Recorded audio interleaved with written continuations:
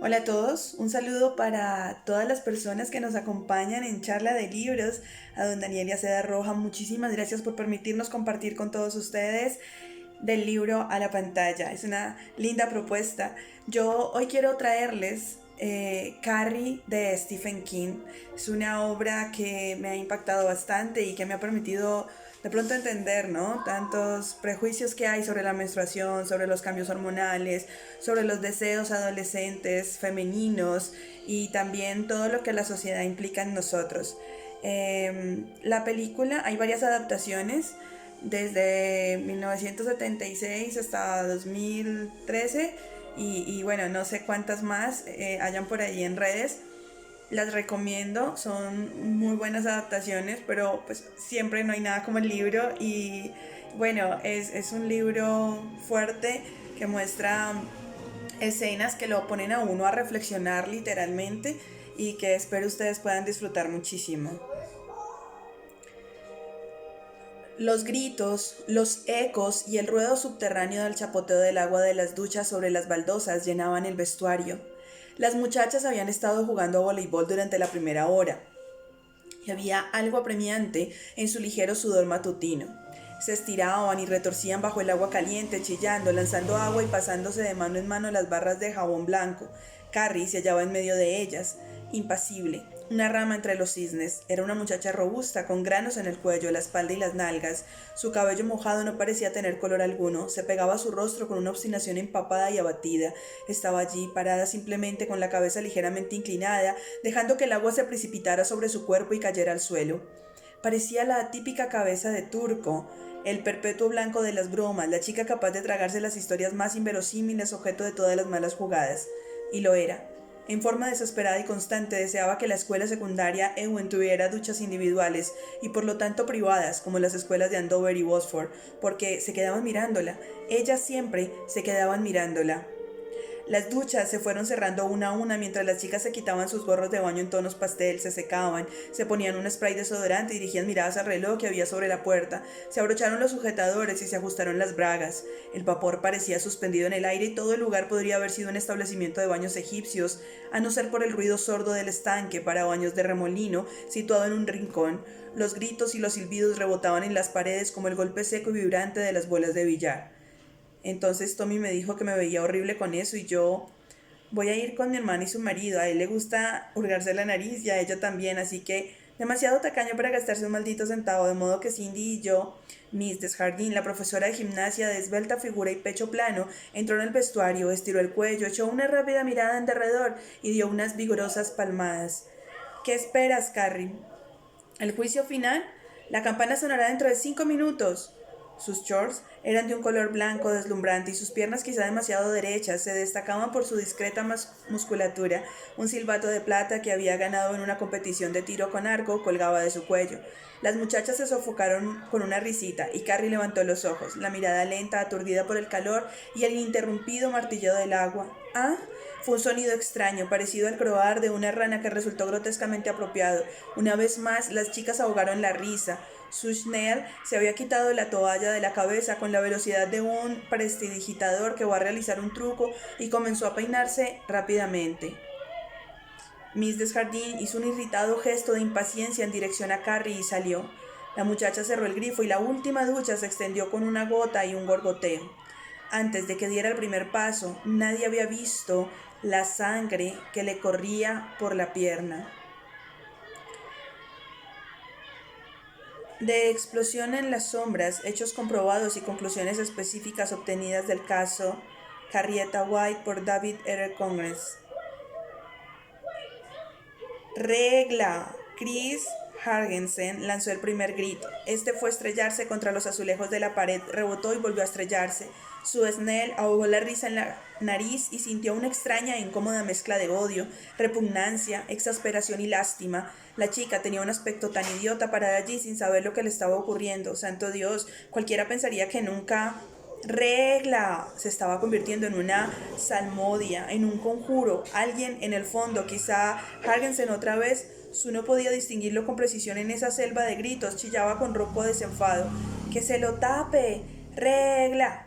¡Regla! Regla. Aturdida, Carrie permanecía inmóvil en el centro del círculo que empezaba a formarse. Las gotas de agua se deslizaban por su cuerpo. Se quedó parada como una buen paciente, sabiendo que la broma era a su costa, como siempre, muda y desconcertada, pero no sorprendida.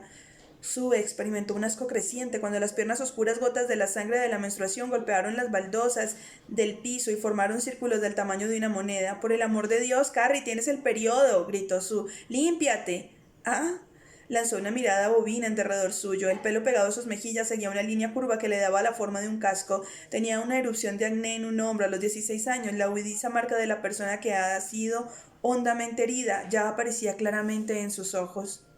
Cree que se usan para el lápiz labial, gritó de repente Ruth Vaughan, con enigmático regocijo, y luego se echó a reír a carcajadas. Más tarde, Sue recordó la exclamación y la incorporó al cuadro total, pero en ese momento era solo otro sonido sin sentido en medio de la confusión. Tiene 16 años, pensaba, tiene que saber qué es lo que le está sucediendo. Más gotas de sangre. Carrie seguía parpadeando y mirando a sus compañeras con lenta perplejidad. Helen Shirley se dio vuelta y simuló que iba a vomitar. ¡Está sangrando! Gritó de repente Sue furiosa. ¡Está sangrando, mamarracho estúpido! Carrie bajó la vista y se miró. Dio un alarido. El sonido se oyó con fuerza en el húmedo vestuario. De repente un tampón la golpeó en el pecho y cayó a sus pies con un ruido sordo. Una mancha como una flor roja apareció en el algodón y se expandió. Entonces la risa, despectiva, horrorizada, asqueada, pareció alzarse y estallar como convertirse en algo horrible, punzante. Las chicas estaban bombardeándola con tampones y compresas higiénicas, algunos sacados de sus bolsos, otros de la estropeada expendidora automática. Caían como nieve. La salmodia se convirtió en ¡que lo tape! ¡Que lo tape! ¡Que lo tape! ¡Que lo... Sue también los lanzaba y repetía a la salmodia junto con las demás sin saber muy bien qué estaba haciendo. Una frase mágica había acudido a su mente y resplandecía allí como un anuncio de neón. No haces daño a nadie, realmente no haces daño a nadie. Las palabras todavía brillaban tranquilizadoras cuando repentinamente Carrie comenzó a aullar mientras retrocedía agitando los brazos, gruñendo e hipando. Las muchachas se detuvieron al darse cuenta de que finalmente se había llegado a la fisión y la explosión. Fue en este momento cuando, según sus recuerdos, algunas de ellas manifestaron sorpresa. Sin embargo, ahí estaban todos esos años de acortemos las sábanas de la cama de Carrie en el campamento de la Juventud Cristiana y encontré esta carta de amor de Carrie para Flash Body Picket. Hagamos copias y repartámosla. Y escóndele las bragas en alguna parte y ponle esta culebra en el zapato. Zambúllela otra vez, zambúllela otra vez. Todos esos años en que Carrie, siempre lenta y rezagada, participaba con obstinación en los paseos en bicicleta, un año conocida como adefesio y el siguiente como mamarracho, oliendo siempre a sudor, incapaz de alcanzar a las demás, esa vez que contrajo una afección en la piel por orinar entre los matorrales junto a una hierba urticante, sin poder impedir que todo el mundo se diera cuenta. Oye, rascaculos, ¿te pica el trasero? La tarde que se quedó dormida en la sala de estudio y Billy Preston le echó mantequilla de cacahuete en el pelo, los pellizcos, las piernas estiradas en el pasillo entre los bancos para hacerlas tropear, sus libros desparramados en el suelo, la fotografía obscena metida en su bolso, ese día en la iglesia cuando se arrodilló torpemente para rezar y la costura de su vieja falda de madrás se abrió junto a la cremallera con el ruido de una vela que se rompe.